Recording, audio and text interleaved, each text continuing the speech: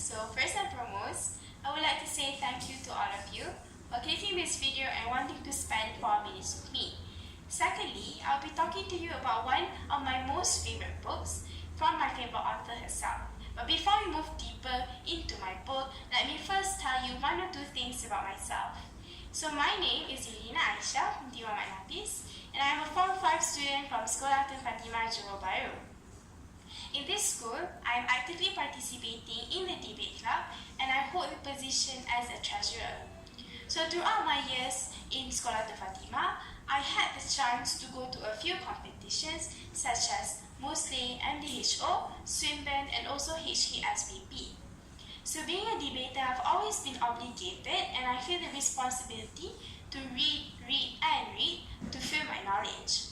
But I've always found pleasure in reading fiction books, mainly the fantasy ones. So this one right here is called Lady Midnight, which is written by Cassandra Clare, and this is her first installment in the series called The Dark Artifices, published in the year of 2016. So this book is about a group of half-angel warriors who call themselves as shadow hunters, who are sworn to protect mankind from demons. So in this book, there are two main characters, which is Emma Castas and her best friend, Julian Blackthorne, who work hand in hand to investigate the murders that are occurring in their own home city, which is in Los Angeles, California. So the reason why I really love this book is, number one, it enhances my imagination, because the author portrays a world where it doesn't exist. So since it is a fantasy book, I could go wild with my imagination. Secondly, I think that fiction in general delivers a more deeper message and more moral values than general books that I have read before.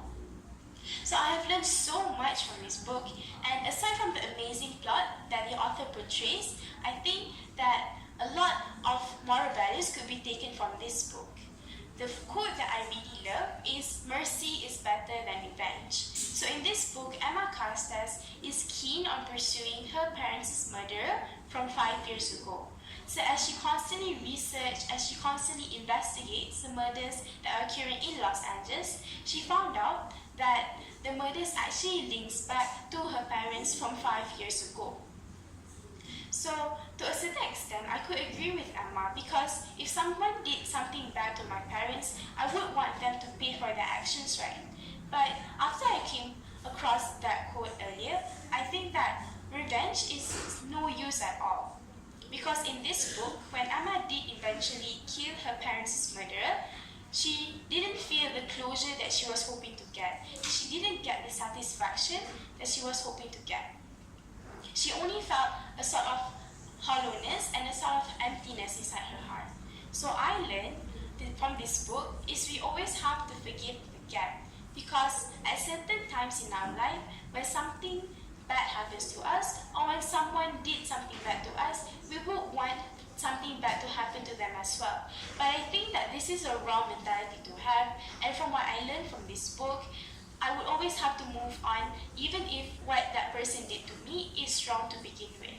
So, with all that being said, I hope that all of you go pick up this book in the stores, because aside from the amazing plot that the author portrays in this book, I think that there are a lot of moral values and a lot of hidden messages that you could get from this book.